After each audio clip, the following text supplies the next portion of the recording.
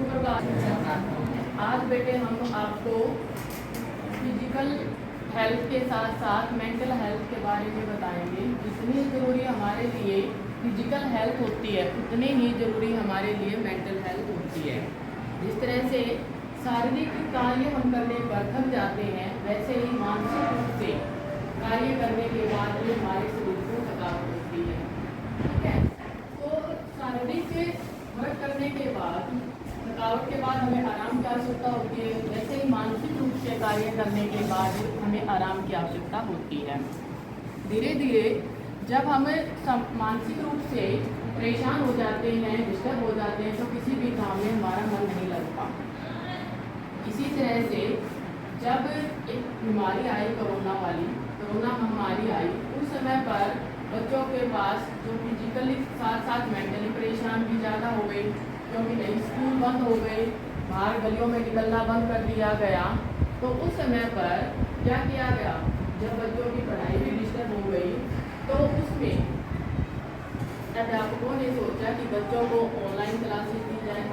इसी तरह से मैं आपको इसके बारे में कहानी बता रही हूँ कि एक बच्चे के पास अनु नाम का एक लड़का था। उसको फिजिकली रूप से, यानी कि जब ऑनलाइन क्लासेस चालू हुई तो उस समय पर उसके पास एक फ़ोन उसके माता पिता ने ला कर दिया। वो उससे क्लासेस शुरू करने की बजाय गेम खेलने लग गया। गेम खेलता खेलता वह इतना यानी गेम में ही निपुण हो गया कि उसने पढ़ाई की तरफ ध्यान ही नहीं दिया, पढ़ाई बिल्कुल ही छोड़ दी गेम के पीछे। फिर जब उस स्कूल खुले, स्कूल के बाद वो रेगुलर क्लासेस लगने लगी, तो उसका पढ़ाई में मन बिल्कुल ही नहीं लगता था। उसके मार्क्स भी कम आने लगे। मार्क्स कम आने की वजह से वह परेशान हुआ।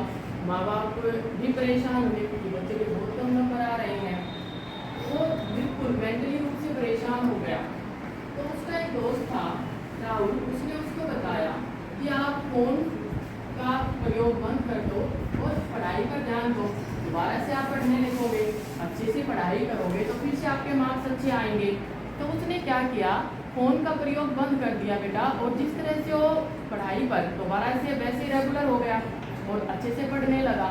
और उसका जो दिमाग था वह भी फिर दोबारा से उतनी फुर्ती के साथ कार्य करने लगा। तो हमें किसी को अपनी जो कमजोरी है, जो परेशानी है, शारीरिक रूप से हो या मानसिक रूप से, तो दूसरे को हम बताएंगे तभी तो हमें उसका सोल्यूशन निकलेगा ना। ध्रुव ने अपने दोस्त को बताई अपनी परेशानी और उसके दोस्त ने उसका सोल्यूशन निकाला। फिर ध्रुव क्या हुआ, पहले की तरह ही अच्छे से पढ़ने लगा, खुश रहने लगा। पहले उसकी ज़िंदगी में निराशा आ गई थी, बिल्कुल ही वो मेंटली रूप से परेशान हो गया था। परंतु जब उसके दोस्त ने उसको गाइड किया तो अच्छे से फिर क्या हुआ, फिर से हंसता खेलते लगा और पढ़ाई पर भी ध्यान देने लगा।